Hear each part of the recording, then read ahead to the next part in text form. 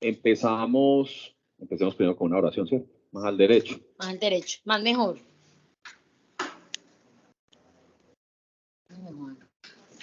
Padre, gracias. Gracias por esta noche, por este, al parecer, verano que está iniciando. Gracias, Padre, por la libertad y la buena noticia de poder reunirnos alrededor tuyo, alrededor de tu palabra, alrededor de tu enseñanza, Señor. Gracias por poder tener un lugar, por poder tener una comunidad y tener esa común unión de la fe. Gracias, Señor, porque el Espíritu Santo es la garantía de que no me deja quedar mal en ninguna charla, sino que algo quiere escribir, porque inclusive Él supera en interés por los corazones, las vidas, las familias y las circunstancias que cada uno de nosotros representamos.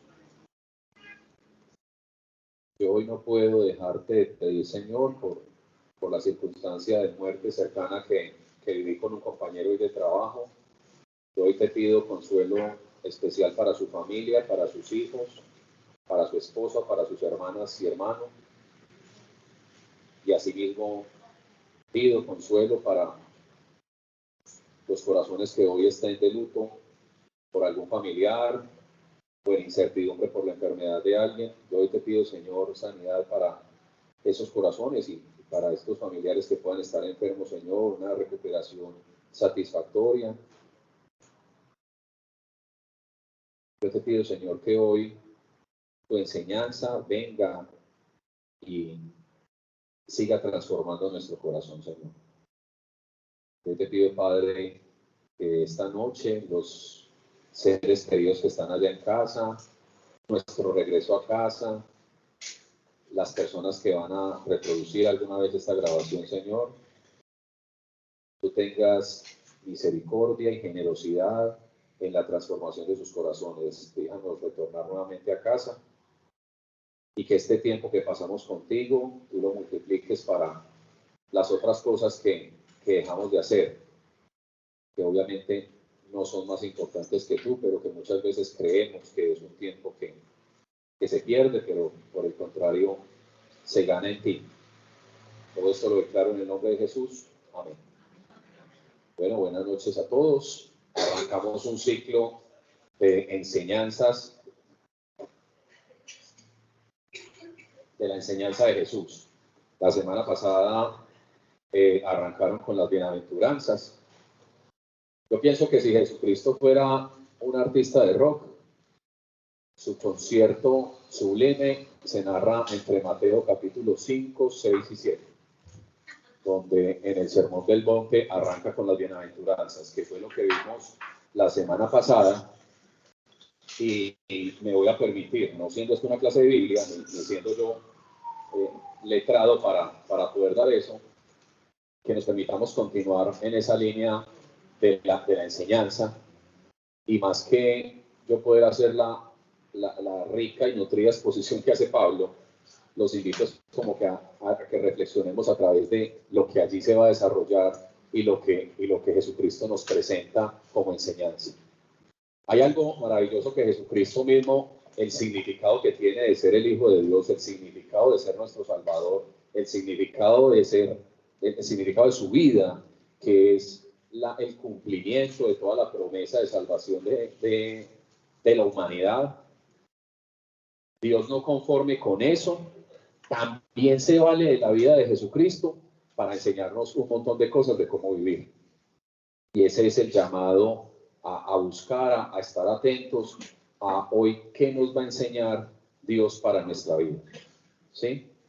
Después de desarrollar las bienaventuranzas, que es el capítulo 5 hasta el versículo 12, Dios me dejaba ver que Él siempre, antes de solicitar algo de nosotros, nos da identidad. Es decir, Él no dice, haga esto para que sea esto, sino que por el contrario me dicen, ustedes son esto. Y por ser esto, usted puede lograr esto, puede caminar así, usted puede llegar acá, usted puede ganar la pelea contra esto. Y Y me voy a permitir leer el versículo 13 y 14, donde él precisamente reafirma nuestra identidad. Antes de venir con un discurso acerca de principios bíblicos donde reafirma la palabra, pero ya no nos habla en términos de mandamientos, que es esa figura de Moisés en el monte, hablando de los mandamientos. Él vuelve y reproduce esa relación de los mandamientos, pero ya a manera de principios, llevándolos hacia el corazón. Mateo capítulo 5, versículo 13. Vosotros sois la sal de la tierra, pero si la sal se desvaneciere, ¿con qué será salada? No sirve para nada, sino para ser echada afuera y hollada por los hombres. Vosotros sois la luz del mundo. Una ciudad asentada sobre un monte no se puede esconder, ni se enciende una luz y se pone debajo de un almud, sino que sobre el candelero y alumbra a todos los que están en la casa. Así alumbre vuestra luz delante de los hombres, para que vean vuestras buenas obras y glorifique a vuestro Padre que está en los cielos. Es decir, antes de Jesucristo, después de que hizo todo el listado de las bienaventuranzas y dijo, ustedes van a estar plenos, llenos en esto, nos dice, no nos dice, vea, y si cumplen todo eso van a hacer esto. No, Él está afirmando que ya lo somos. Él está afirmando que somos sal. Él está afirmando que somos luz. Y lo primero que Dios me llamaba a reflexionar en mí y a reflexionar y a llamarlos a reflexionar es qué sabor y dónde estamos dejando ver el sabor de lo que Dios puso en nosotros, la esencia de lo que Dios pone en nosotros. Detengamos a pensar cuál fue la última vez que le dimos sabor a través de nuestra vida, de nuestra palabra, de nuestra existencia a algo, a nuestro entorno, a nuestra familia. Dios me decía, a pesar de que yo les doy ya una identidad prediseñada y ustedes los revisto de la gracia y los lleno del Espíritu Santo, aún ustedes pueden condicionar con su voluntad que su sal sale y que su luz brille. Dios nos dice, lo tenés, pero tenés que decidir poder ir a salar la tierra. Tenés que decidir ir a alumbrar ese lugar de trabajo, esa familia, esa relación de pareja, esa amistad, esa conversación, donde nos invitan a veces a participar y tenemos la oportunidad de ser luz y tal vez ponemos la cosa más en tinieblas, o de ser sal y simplemente pasamos. Preferimos ser simples. Preferimos, yo no voy a entrar en esta controversia, más bien seamos más harina. Pongámonos neutros para no, porque yo ya tengo lo mío, yo ya tengo mi lucecita en el corazón, yo ya tengo mi sabor y yo ya sé de dónde viene el sabor. No tengo que entrar a darle sabor a la vida simple que esta persona me está presentando en esta conversación. Y Jesucristo no solamente nos está dando identidad, sino que nos está exhortando, diciéndonos, si la sal no sala, ¿para qué sirve? ¿Sí? Siempre tiene esa capacidad en cada versículo, como zanahoria y garrote, ¿no? Tiene esa capacidad en sus palabras de dejar entrever esperanza, pero a la vez un compromiso, un llamado, una exhortación. Fue muy difícil esta mañana entender que un compañero de trabajo cercano moría en unas circunstancias difíciles, repentinas, y quedar con ese sinsabor de que compartíamos ciertas circunstancias difíciles parecidas y tal vez no le abrí el suficiente tiempo a conversar que me ayudaba a mí a mirar esa circunstancia en común que tenía con él y me la hacía más llevadera.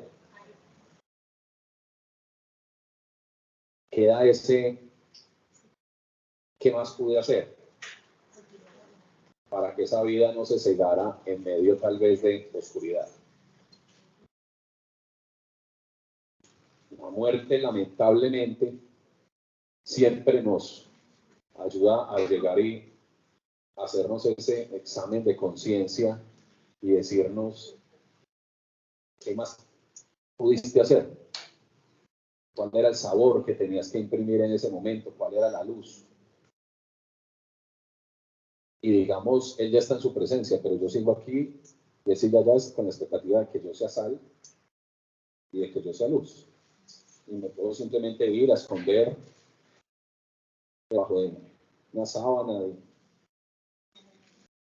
o sacar alientos y decir, bueno, voy a ir a parar allá, a decirles, hoy me estoy sintiendo mal porque esta palabra me cae y siento que no sale. Aún así, Dios en su infinita misericordia sigue poniendo oportunidades donde se necesita luz y sal, y nos dice, pues hazlo a la siguiente. Y nos permite arrepentirnos, pedirle perdón, sentirnos mal.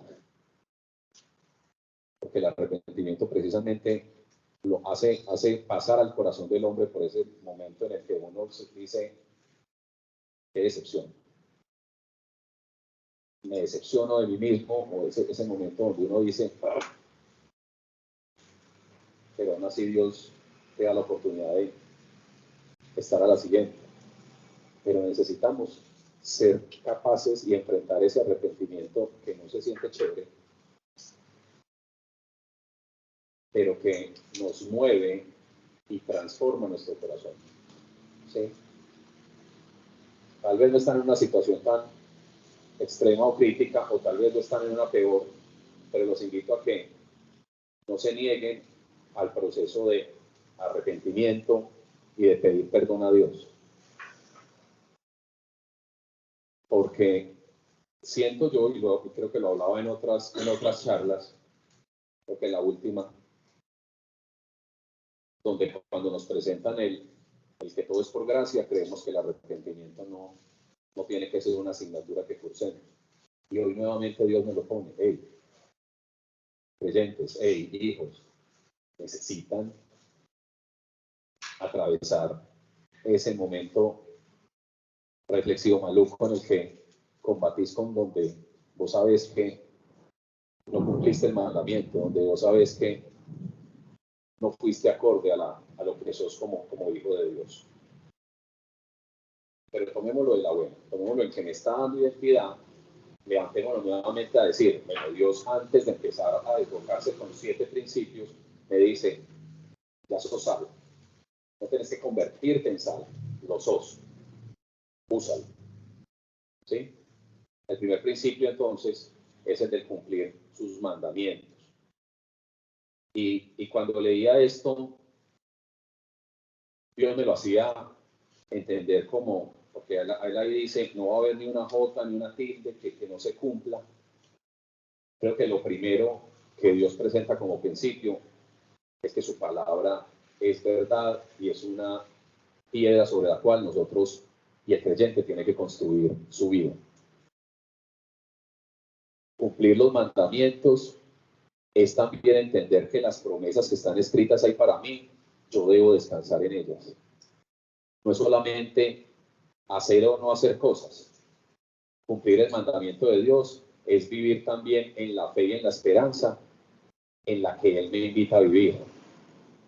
A veces creemos que cumplir la palabra de Dios es simplemente hacer o no hacer esas cosas que nos parecen pecado, pero también vivir según esa esperanza, que a veces es más difícil que no pecar, es también parte de cumplir el mandamiento. Creer que la promesa también es para mí, creer lo bueno, es parte del mandamiento que Dios me está diciendo para mi vida. Creer en su bondad, en su generosidad, en que es lento para la ira, en que es generoso, es parte de cumplir su mandamiento.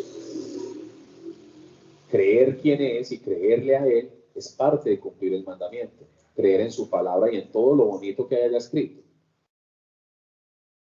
Yo siento que los creyentes podemos tener 2 actitudes cuando buscamos la palabra de Dios, y es esa obsesiva que me está diciendo que no haga,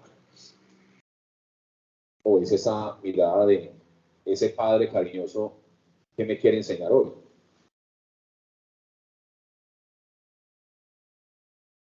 Yo estoy en la época en que mi hijo tiene 6 años y necesito negociar cada exhortación que le doy. Y necesito darle la explicación clara de por qué eso no. Y entonces si tiene como unos 70 porque es por cada cosa. Pero también veo, y yo creo que es el esfuerzo que se ha hecho en aprender, servir y vivir, hablando de verano, de explicarle a la gente que no es no pecar por no pecar, es desnudar la esclavitud que está detrás del pecado y el engaño que el enemigo te está haciendo al creer que estás haciendo lo que te da la gana cuando realmente estás haciendo lo que le está dando la gana a él, para hacerte esclavo, para quitarte, para arrebatarte la bendición. Y yo siento que ese ejercicio de explicarle a mi hijo es parte de lo que necesitamos buscar en cuando Dios nos exhorta en la palabra. Es decir, venir, realmente qué es lo que me está evitando, qué es realmente lo que Dios quiere que evite que me pase. Cuando yo le digo a mi hijo, ven, acostate a dormir temprano, realmente lo que estoy intentando es que no le dé tanta dificultad levantarse al otro día, que tenga la energía, la disposición para recibir su clase, que se levante con alegría y no con tristeza. Pero cuando simplemente es que aquí se acuesta uno a las 10 de la noche, sea como sea, y nos volvemos a rajatabla, cometemos el mismo error que en algunos momentos nuestras experiencias religiosas que hayamos vivido, tal vez cometieron con nosotros y nos alejaron del verdadero sentido del mensaje. Cumplir el mandamiento de Dios es buscar la sabiduría de Dios en esa petición que te está haciendo, en esa sugerencia, y entender que hay más allá. Y no simplemente estar negociando, no, yo soy el Señor que hace lo que le da la gana y a mí nadie me dice cómo hacer las cosas. Que es lo que normalmente el enemigo me susurra al oído. ¿Por qué? ¿Quién digo que te está viendo? Como si no fuera automática la lamentable consecuencia de muerte y pecado, muerte que hay detrás del pecado. Dios me decía, cuando leí al principio, de que no pasará, porque decía todos, digo que hasta pase el cielo y la tierra, ni una jota ni una tilde pasará de la ley hasta que todo se haya cumplido. Tal vez era una palabra fuerte y amenazante para el que es escriba, ese fariseo que ve la ley como un rajatabla, pero Dios nos ha dado la bendición de entender aquí que Él nos quiere entregar un manual de vida y advertir donde no quiere que tropecemos y donde el enemigo sí quiere que tropecemos.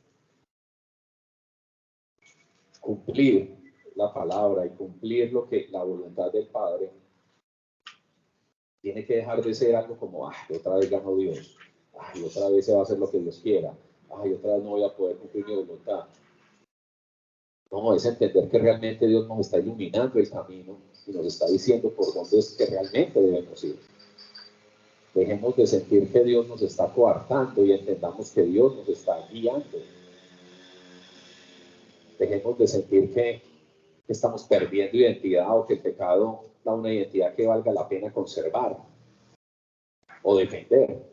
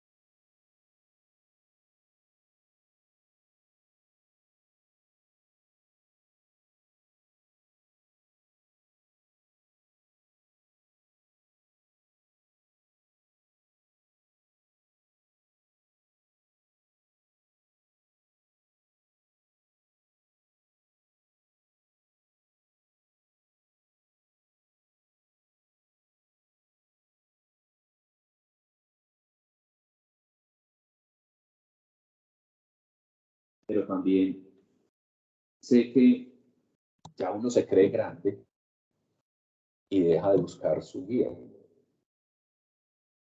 Y siento que confiar en nuestra propia prudencia, los creyentes que creemos que tenemos ciertos años de experiencia, ¿sí?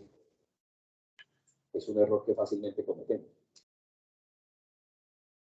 Y a los que llevamos ratico acá, o los que decimos o que sentimos que llevamos rato con Dios, creo que esta palabra nos cae inclusive más que a los nuevos.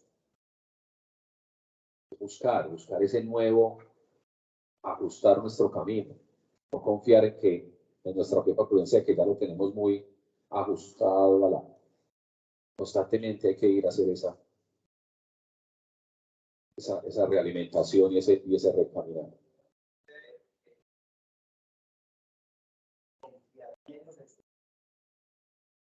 Sí. Sí. La sola duda que te genera cualquier situación. O sea, si hay duda, hay algo que tú sabes. Cualquier duda que te pregunte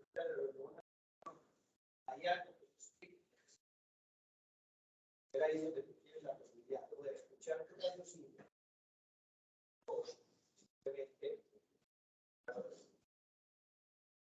Y peor cuando es una programación automática que uno ya tiene, que es el automático del respondón, el del humor negro, el del grosero, el del hostil.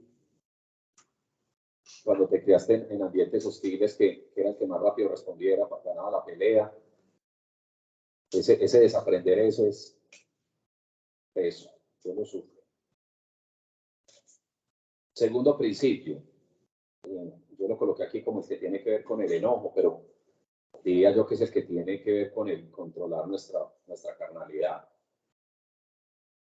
Oíste que fue dicho por los antiguos: no matarás, y cualquiera que matare será culpable de juicio. Pero yo os digo que cualquiera que se enoje con su hermano será culpable de juicio. Cualquiera que diga necio a su hermano será culpable ante el concilio.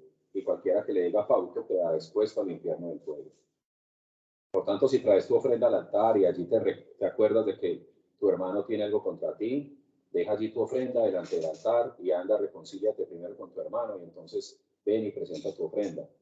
Ponte de acuerdo con tu adversario pronto, entre tanto que estás con él en el camino, no sea que el adversario le entregue al juez, el juez al alguacil y seas echado a la cárcel. Dios nos advierte desde ya la facilidad de nuestra carne de airarnos, de levantarnos contra el otro, y casi que como que se devuelve al de atrás. Atrás, uno de los mandamientos era llevar ofrenda ante Dios. Él me dije: si esto no lo estás cumpliendo, ni te esforces en lo otro. Aunque lo tira de segundo, nos hace caer en cuenta que nada me sirve que estés ejecutando el cumplimiento de lo primero sin que el control de tu carne esté. Y yo le hablo del control de la carne porque pues aquí hablarán de enojo, pero yo también creo que las emociones que autosabotean nuestra felicidad también son como un enojo contra uno mismo, contra su circunstancia.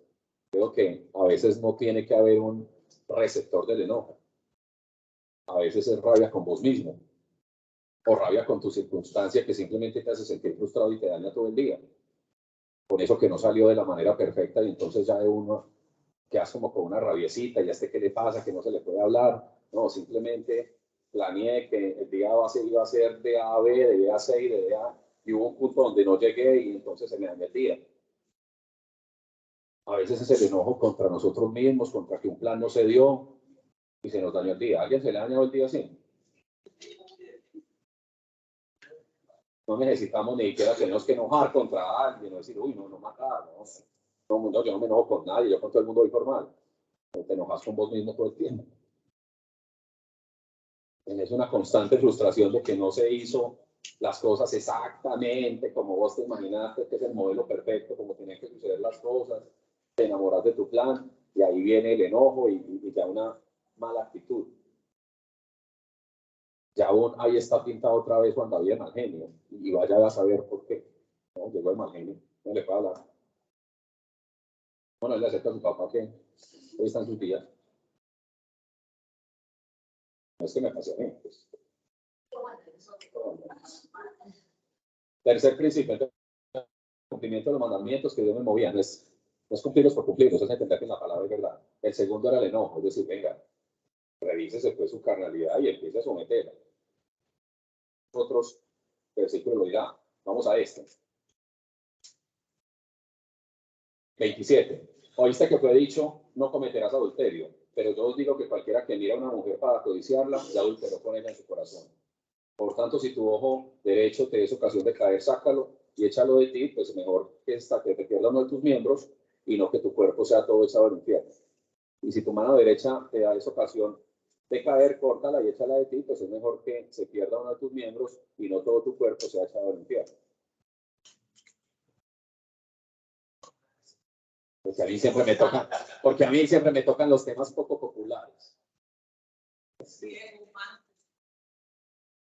Yo centré eso en la palabra, el principio de ese control del deseo. ¿Sí?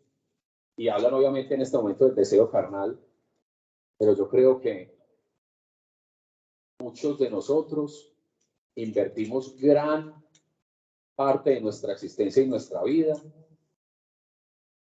alimentando y cumpliendo los deseos, viajes, esta motito, este paseíto, esta comidita, esta circunstancia. Y si volvemos al principio donde éramos la sal de la tierra y la luz del mundo, pues digamos que el enemigo nos tiene suficientemente distraídos en nuestros deseos y en autocomplacer nuestros deseos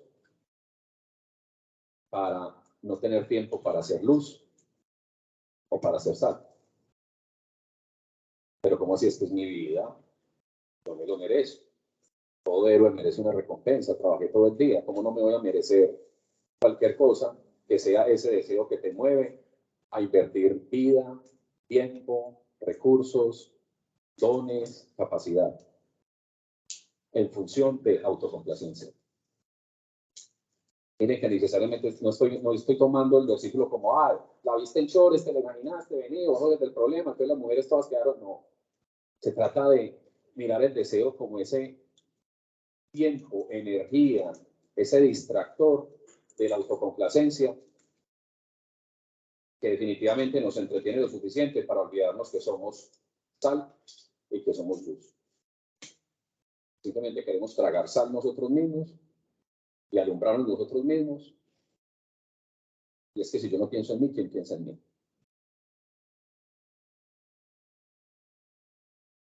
Dios me hacía ver esta exhortación, la anterior hacia el manejo de nuestras emociones y la siguiente hacia el manejo de nuestra voluntad,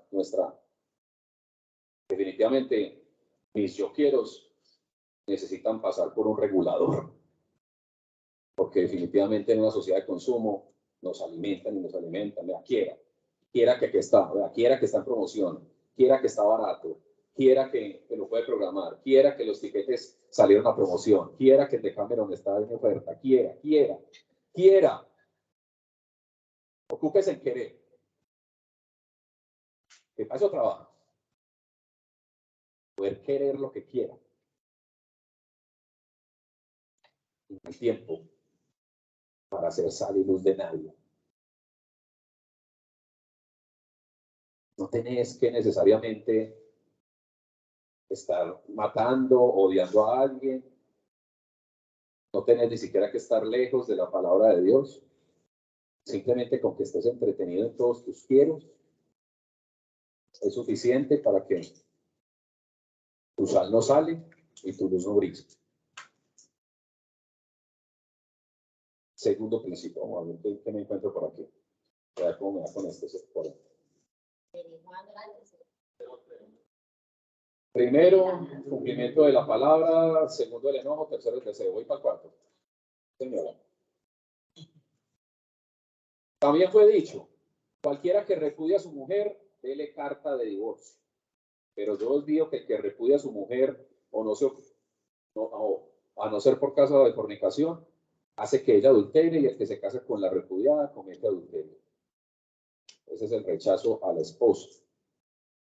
Cuando yo leía esto, Dios me ponía la importancia de la estructura familiar en lo que es la sociedad y el corazón de las personas. Es decir, realmente las personas que han dado sanación de corazón siempre saben que hay un cuento, un capítulo largo, sobre todo casi siempre cuando ven el perdón, acerca de papá y mamá. ¿Sí? ¿Quiénes ya vieron aquí sanación de corazón? Sí, toda la comunidad. Por ahí se aparecieron ese par de joyitas, ¿cierto? Ese par de hermosos seres que son el papá y la mamá, ¿cierto? Cuando el enemigo sabe que puede truncar esas dos columnas que son para cualquiera de nosotros, cualquier niño aquí representado, sabe que ya tiene un problema en que entretener, o ya tiene un montón de cosas malas que meter a ese corazón, donde realmente el Espíritu Santo necesitaba habitar y moverse libremente. Llámelo amargura, llámelo temores, llámelo rencor, llámelo como lo quiera llamar. No sé si porque doy charlas de parejas o qué, pero siempre Dios me atraviesa como ese defender esa institución, ese defender ese momento, esa estructura que es la estructura natural de Dios. Y yo creo que sobra decir todo lo que está pasando afuera respecto a la distorsión de lo que es el diseño original de Dios de la familia. ¿Sí? No. Siento yo que ahí también vuelve a ese punto donde Dios espera que nosotros seamos inmutables, que nosotros en esa decisión no nos estemos todos los días preocupando, ¿será que sí me quiero casar con Mónica? ¿Será que sí quiero ser el esposo de Mónica hoy?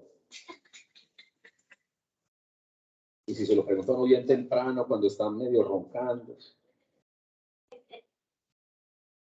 Ese no ser inmutable, si Jesucristo en algún momento también lo dice, el diseño original no era así, no era que se pudieran separar, lo fue agregando la casuística de la natural dificultad que es ponerse de acuerdo, y más con la esposa, ¿cierto? Parece que Dios le consigue a uno la mujer con la que más difícil es ponerse de acuerdo y la por enumerado lo deja. Pues muy fácil ponerse de acuerdo. Esta pareja que está viviendo los gloriosos, sus primeros 2 meses de matrimonio. O si el espejo, siempre se ponen de acuerdo. Cuando hay 2 o más reunidos en mi nombre, yo estoy ahí. Si se ponen de acuerdo en algo, él viene de algo, póngalo pues de acuerdo. ¿Sí? Delante de Dios es más fácil ponerse de acuerdo. Quinto, amar a los enemigos. Ya me devuelvo. Además, habéis oído que fue hecho por los antiguos, no perjurarás. Ay, qué pucha, ¿cómo salté uno? ¿Dónde está amor por los enemigos? Después. Pero yo os digo, no resistáis a que es malo. Antes a cualquiera que te diera en la mejilla derecha, vuélvele también la otra. Y al que quiera ponerte pleito, quítate la túnica, dale también la capa. Y a cualquiera que te obliga a llevar la carga por una milla, ve con el 2. Al que te pida, dale. Al que te quiera tomar de ti prestado, no se lo rehuses.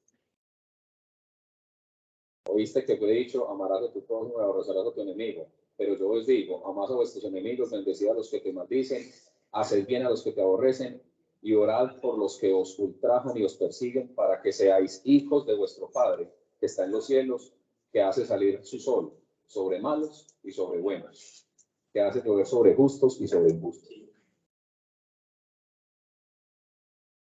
Sin palabras, paso muy bien. Vamos al siguiente.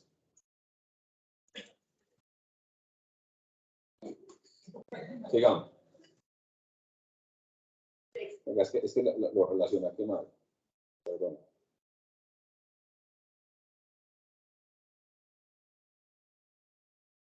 No juréis en ninguna manera, ni por el cielo, ni por el trono de Dios, ni por la tierra, porque es el estrado de sus pies, ni por Jerusalén, porque es la ciudad del gran rey, ni por tu cabeza jurarás, porque no puede hacer blanco o negro un solo cabello.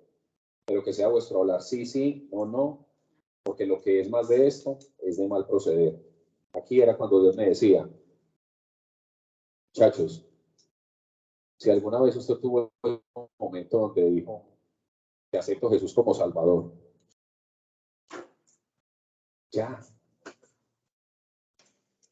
ese sea su sí. Pareciera que nuestra decisión de fe la tomamos a diario o se nos olvida constantemente. Así como yo decía, no se me puede estar olvidando que estoy casado cuando camino por ahí. Creo que la decisión de fe de llamar a nuestro Señor, sí, eres mi Salvador, es algo donde el creyente no se puede estar como tambaleando. Creo que a veces las personas dicen, tener fe es muy difícil. Y yo creo que lo que hace difícil tener fe es estarse todos los días preguntando en qué creo, cuando ya la decisión de fe la tomaste hace rato. No sé si me hago entender. Es decir, las personas dicen, tener fe es muy difícil, tener fe es muy difícil, pero es que si tu decisión de fe está reajustándose o la estás retomando según la circunstancia que estás viviendo, realmente tu problema no es de cantidad de fe, tu problema es de en dónde la estás poniendo y dónde se te está olvidando que está. O estás teniendo fe en lo que vaya pasando en el día a día y cómo se desenlaza tu circunstancia, o estás teniendo fe en el que tienes fe.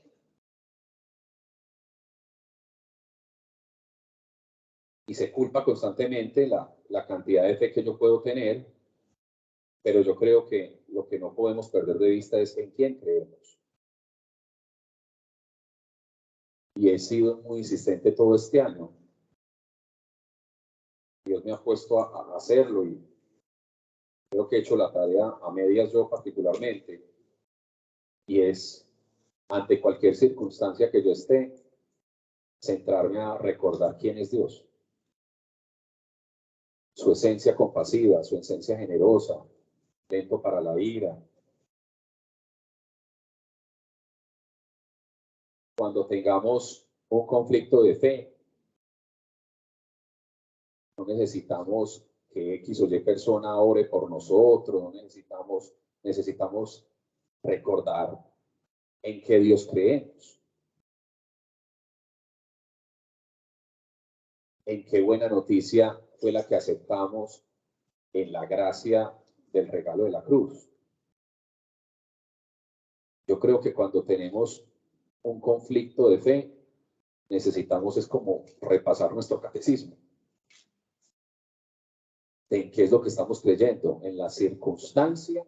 ¿En cómo se está desenlazando la circunstancia? ¿O allá donde Dios no cambia, donde el inmutable? Cuando nuestra fe no está cimentada en esa inmutabilidad del amor de Dios, que ya está hecho, que ya todo está consumado, que ya Jesucristo hizo lo suficiente para poder nosotros tener todo lo que Él sueña para nuestra vida, sino que nos venimos aquí a hacer nuestra evaluación panorámica de la circunstancia y decir, ¿valió la pena o no creer en Dios?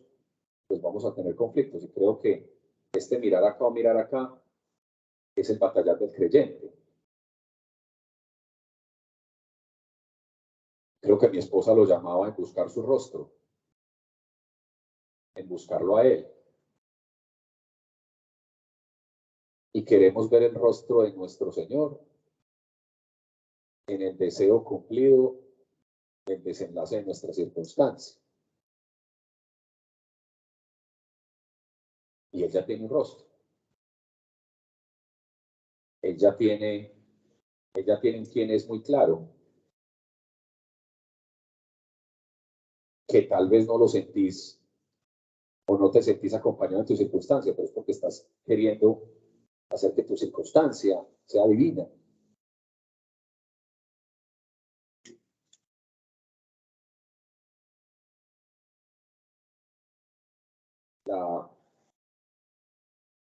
La decisión de fe cuando uno se para aquí a contar un testimonio bonito, y no lo estoy queriendo ridiculizar, antes debiera ser algo que constantemente no dejemos de recordar. Esos momentos donde lo que creo y lo que sucedió tuvieron como una coincidencia, pero no esos puntos de coincidencia entre lo que yo creo y lo que me está sucediendo. Contar el testimonio y recordar esos momentos hermosos donde Dios dejó ver su gracia en mi vida es algo que alimenta y fortalece la fe, pero no por el milagro, sino por quién fue Él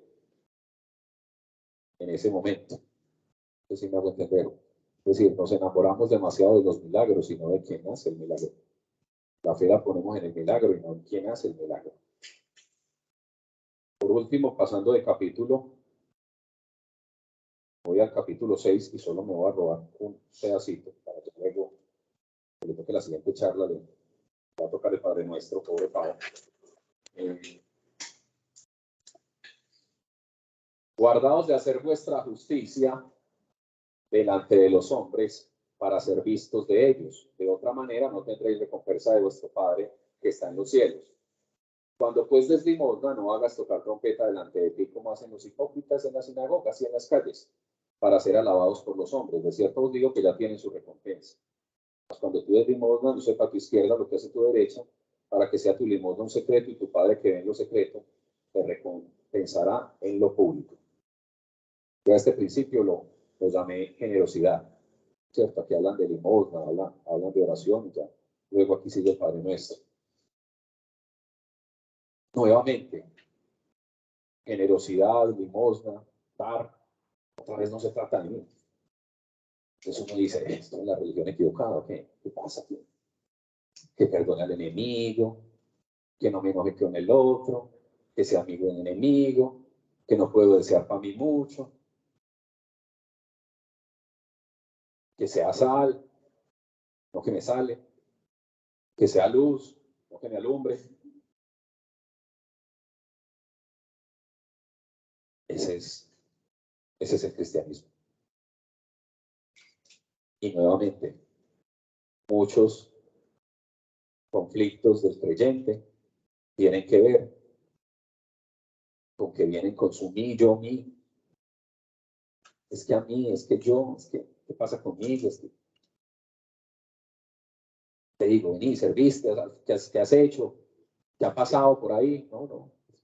Estoy esperando que esto se resuelva. Yo sé que si pasa esto, yo voy a servir. Y nuevamente Dios nos llama a la generosidad. Y esa generosidad, pues aunque la figura con la limosna, creo que los dones y talentos que cada uno tenemos y que yo creo que muchos podemos reconocer ya en nosotros, necesitamos ser generosos en extenderlos a los demás. ¿Cuál es tu talento? ¿Cuál es tu capacidad de poder dar un beneficio a los demás? ¿Lo tenés identificado? ¿Lo tenés claro? ¿Buscas entregarlo? ¿Buscas darlo? ¿O evitas esa escalera del metro donde sabes que se parcha el venezolano? Yo lo hago, a mí me dio durísimo ahorita. Si te piden, dale. Yo soltame pues.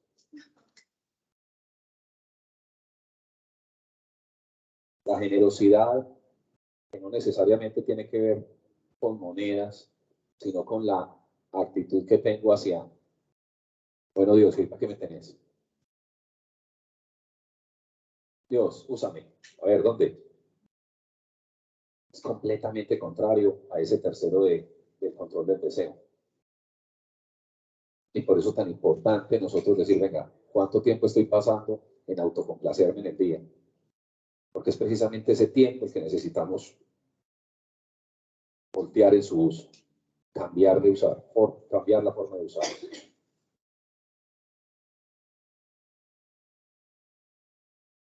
Cuando vemos la vida de Jesucristo y la ponemos de telón de fondo con los principios, con la identidad, intenta encontrarle como hueco. ¿Sí? Este man era obsecuente. No solamente era la salvación andante, no solamente era la expresión máxima del amor de Dios, sino que cada una de las cosas que acabamos de leer las cumplió. Lo enseñó ese día y lo enseñó constantemente en su actuar. Y es un estandarte muy alto y uno a veces como creyente mira por allá arriba y como que se siente estripado. ¿Cómo no va a subir eso?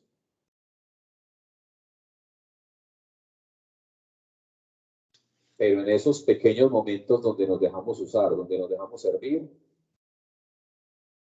y en esa satisfacción, ese saborcito extraño cuando uno sale de la ceja después de dar la charla,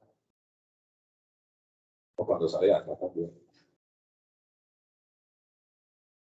ese sentido de deber cumplido, que aunque la mente siempre está a mil, vení, te faltó decir esto, no dijiste esto, gallaste aquí, te desorganizó, la mente está fastidiando ahí. Pero hay por allá una calma de fondo como,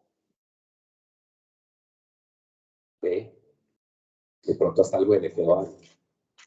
Después de que oré vi que había uno que no se durmió.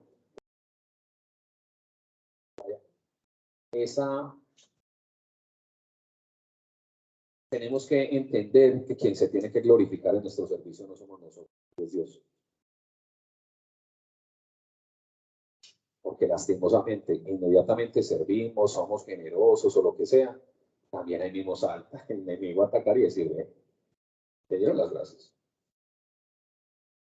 Mira que tan grosero ni te hizo la fila para orar. Es un fastidio. Está ahí, aún queriendo sabotear después de que ya el Espíritu Santo puso la palabra que tenía que poner en cada uno. Y va a dar el crecimiento cuando lo tenga que dar. Y si Dios quiere, yo me entero. Y si no le da la gana, no me entero. Y es Él. Y se trata de Él. Pero ¿y para mí qué hay?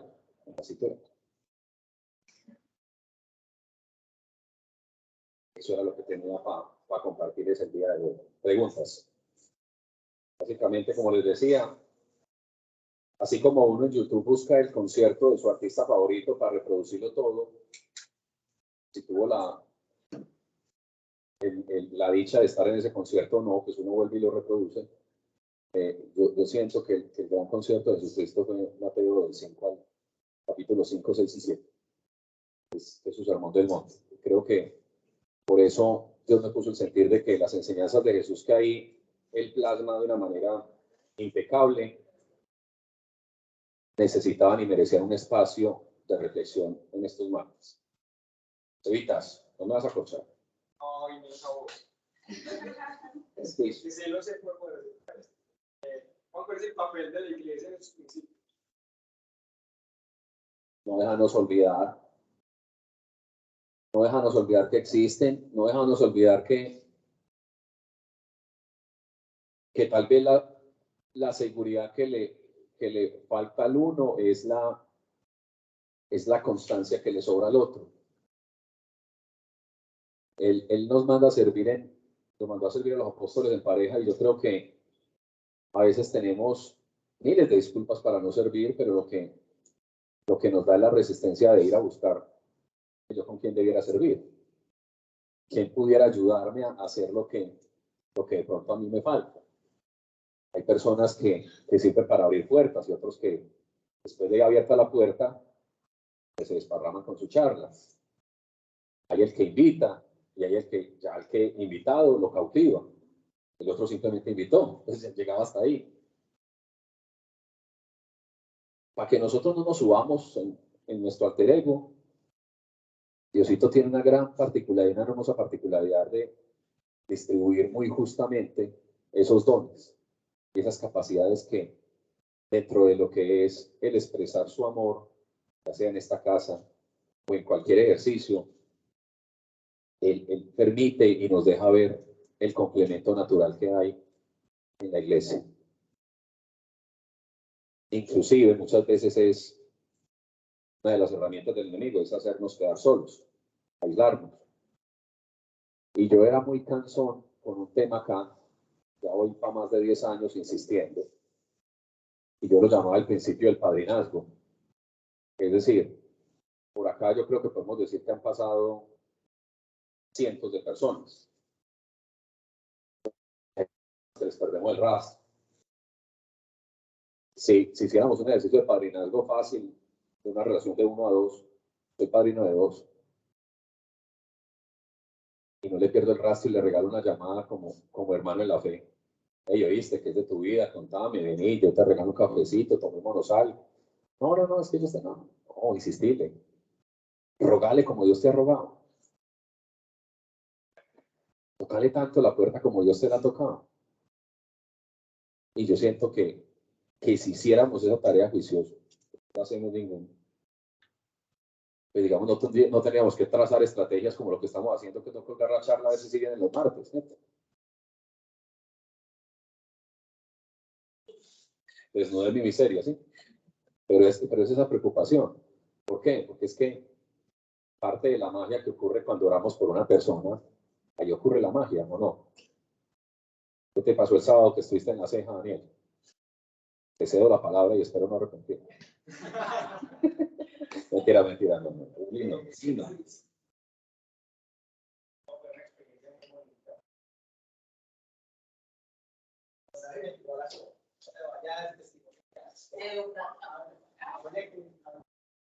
Yasmín.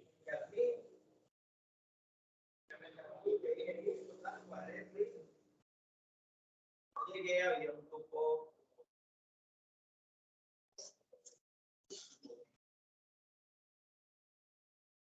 Cuando estábamos, antes de entrar, estábamos conversando. Ay, ¿cuál es el tema de hoy?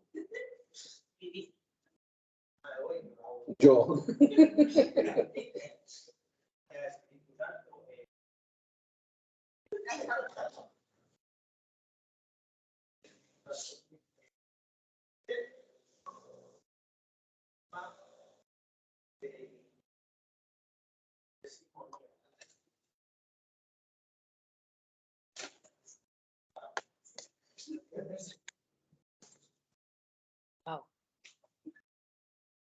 Era la disposición del corazón. Y en ese momento empiezo a contar mi testimonio y lo empiezo a entrelazar con esa disposición. ¿Y por qué el Espíritu Santo me mostró la disposición del corazón? Porque, pues, como varios, y los que no me conocen saben que los que me conocen saben que llevo muy poco en este caminar, pero en ese poco tiempo Dios ha hecho muchas cosas en mí y me ha regalado muchas cosas. Y yo creo que ese trabajo tan acelerado que él ha hecho fue porque, a ver, yo cuando hago algo lo hago en serio. O sea, cuando empiezo a trabajar en algo en mi vida lo hago de verdad con todo el corazón. Y cuando yo descubrí la certeza de que Dios existía, es decir, ya dejar de creer en esa leyenda que me habían contado toda mi vida, de que Dios existe, que Jesús existe, que hay que creer en Él, pero nadie lo ve. Ya cuando lo experimenté, ya esa leyenda se me convirtió en certeza. Y cuando se me convirtió en certeza, empecé a disponer mi corazón para que Él actuara en mi vida. Y a medida que me iba disponiendo más cosas iban pasando en mi vida, más cosas me iba revelando en mi vida. Y así empecé pues como a concatenar el testimonio mío de cómo conocí a Dios, de cómo era mi vida, de cómo es mi vida ahora. Y sin saberlo, creo que era algo que necesitaba el grupo de la C, ¿cierto? Porque cuando tú te empiezas a disponer y cuando empiezas a descubrir lo maravilloso que es Dios contigo, es imposible no sentir el querer compartir todo eso bueno que estás experimentando. Y la única forma de poder compartir eso es sirviendo, es decir, compartiendo de lo que tú has recibido. Y cuando tú compartes de lo que has recibido, se empieza a volver una gasolina para tu vida. Es más, creo que se vuelve una adicción. Y una adicción es que si tú empiezas a distraerte mucho en la semana en tus quehaceres y dejas de dar eso que has recibido, te empiezas a sentir como insuficiente. como si te faltara algo, como si tu semana, sí, un desbalance en tu semana, y empiezas a, como si ese enchufe que te venía dando una corriente en tu vida impresionante, como que se empezara a despegar. Y la forma natural de volverlo a enchufar y que eso vuelva a empezar a llenarte como uno se siente, es dando, es decir, sirviendo. Y el servir no es venir a dar una charla, el servir es hacer cualquier cosa que le aporte a la otra persona. Yo una vez, creo que se lo dije a Lina, no sé si está por acá, que yo le decía, Linita, el trabajo que hacen ustedes en la cafetería es tan importante como el trabajo que hace Pablo, como hace Juan, o que hace Mónica. O sea, esto es un equipo. Y cuando tú asumes que esto es un equipo y que todos estamos remando para la misma parte, tú te das cuenta que cualquier rol que tú ejerzas es importante. Daniel, si vamos al sábado y nos quedamos solamente con que diste una charla, pero no hubieras orado por la persona, ¿hubieras llegado igual? No, para nada. Cuando oras por la gente, ¿qué descubriste? No, cuando uno ora por la gente, pasan varias cosas. Lo primero es que tú empiezas a decir, ¿yo por qué dije esto? ¿Yo por qué oré por esto? Pero después, cuando tú abres los ojos y ves la reacción de la persona, entiendes por qué lo hiciste, pero no lo dijiste tú, lo dijo el espíritu. Lo que pasa es que muchas veces la mente a uno lo empieza como a atacar, como, hey, eso que hiciste, eso no lo tuviste porque... Exacto. Pero después, cuando empiezas a dar la persona, la reacción de la persona y todas esas cosas tan bonitas que pasan ahí, tú empiezas a sentir la bendición que tú regalaste. Y es como elevada o se potencia más porque todo lo que diste es como si lo hubieras recibido tú. No sé si me explico. Entonces es una paz y es lo que tú decías, uno se monta al carro y uno es como levitando. Pero al otro día al otros 2 días hiciste tu vida normal, y pues eso es lo que me empezó a pasar a mí. Y te olvidas de dar un poco de lo que estás recibiendo, y otra vez como que se empieza a desenchufar el cable. Entonces eso es lo que uno tiene que empezar a hacer, a enchufarlo cada vez más.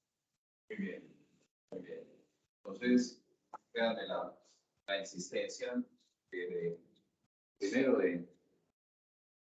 respondiendo a la pregunta de Sebastián, creo que estamos llamados a no perder el rastro a las otras personas, tal vez inclusive a los que nos trajeron. Hay muchas personas que están aquí, pero el que los trajo no volvió. ¿Sí? Yo creo que nunca hemos tenido la oportunidad de expresar esa gratitud o de decirle, hey, vení, vos que me invitaste, me gustó, vení, vos que estás. No, te cuento, no, Dios me hizo esto y me hizo aquello y no me hizo esto y no me hizo aquello de más allá. No, yo estoy bravo con el man. ¿Sí? Y es más cómodo de lo que se imagina. ¿Sí?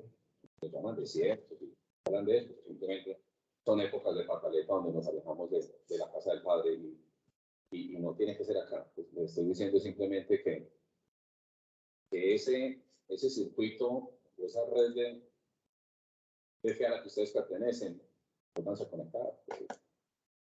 Esa es una forma de servir. Cojan su lista de 1000 contactos y no le voy a bloquear las fotos de Instagram, sino que esta gente que me ha hablado de Dios. Este me ha hablado de Dios. Cuando usted fuimos al bar de un retiro, repase sus fotos de los retiros, a ver cómo. Y ahí uno empieza a encontrar gente, esta venía. ¿Cómo se llamaba esto? ¿Se llamaba qué? Hay una llamadita. No cuesta. Antes, cuando los minutos costaban, pues ya no cuesta. ¿Sí? Permitámonos servir así, permitámonos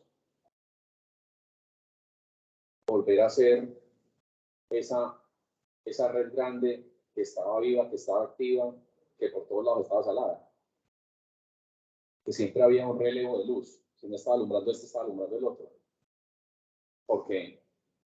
Porque a veces simplemente estamos culpando, no, es que lo siento, esto aquí o esto allá o esta manera así tan apagada. Dios también tienes baterías, ¿sí? Y Dios también está tan dispuesto a que vos brilles y necesitamos no esperar tanto que las cosas estén avivadas. Es decir, el avivamiento se le da a mí, sí, al Espíritu Santo, a que diga que estoy, para que muestre su avivamiento. Listo, aceptan la invitación. Vamos ahora. ¿Alguna intención especial? ¿Quieren que oremos por algo en particular? ¿Escucho? ¿No? ¿Algo que tengan entre pecho y espalda? ¿No? Bueno, ahorita nosotros oramos. Padre, gracias. Jesucristo, Jesús. Gracias por tus enseñanzas, gracias por haber muerto a ti 33 años y haber siempre sometido tu hacer a la voluntad del Padre. Pues, ¿qué hubiéramos hecho sin vos? No hubiera ninguno digno de abrir los sellos, de romper los sellos. Gracias Jesús por haber ido a reclamar esa bendición para nosotros. Gracias porque así como hoy muchas de las cosas que leímos pasan por nuestra voluntad, cada momento de tu humanidad pasó por tu voluntad y vos siempre decidiste decir sí. Sí, mis hermanos lo valen. Sí, la vida de ese que se va a convertir por allá el 4 de octubre, sí, esa vida lo vale. Gracias Jesús, gracias porque a veces se nos vuelve paisaje que tú cargaste con esta misma carnalidad, con estas mismas ganas de autocomplacernos, con estas mismas ganas de enojarnos, con estas mismas ganas de hacer justicia en nuestras propias manos, con estas mismas tendencia automática del rencor. Y batallaste y supiste pedir la asistencia oportuna del Espíritu. Ayúdanos a tener ese discernimiento, esa sabiduría. Ayúdanos a ser más voz. Ayúdanos a que estas enseñanzas no se queden en palabras bonitas, sino que realmente transformen nuestra existencia, transformen nuestro ser. Jesús, vos no nos trazaste algo que no pudiéramos alcanzar, ni nos has puesto a atravesar cosas que vos no sepas que somos capaces de atravesar, Señor. Ya nos viste sentados contigo en lugares celestiales, Señor. No nos dejes renunciar a esa silla, a ese lugar que tú has preparado para nosotros. No nos dejes que lo cambiemos por banalidades, no nos dejes que lo tengamos como adorno, no nos dejes que descuidemos el cuidado que merece la salvación que ganaste para nosotros, Señor. No nos dejes nuevamente volver triviales. Ayúdanos a buscar esa trascendencia de ser semejantes a ti y no solos. Tendremos que equiparnos de una gran iglesia para alcanzar a ser una mano tuya. De pronto no nos da ni pa' uña, pero Señor, si somos la uña queremos estar ahí bien pegados, fuertes, con el colágeno suficiente.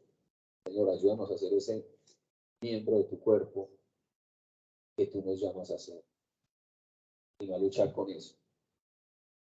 Simplemente ser, simplemente que tú puedas decir, cuento contigo. Ayúdanos a quebrar nuestra voluntad y a que puedas contar con nosotros y con nuestras vidas, que no son nuestras, son tuyas, Señor, al fin y al cabo, tú las compraste. Así lo declaro en el nombre de Jesús. ¿Quiénes oramos? Camila. los esposos, Alejo y Carol, sí, Alejo.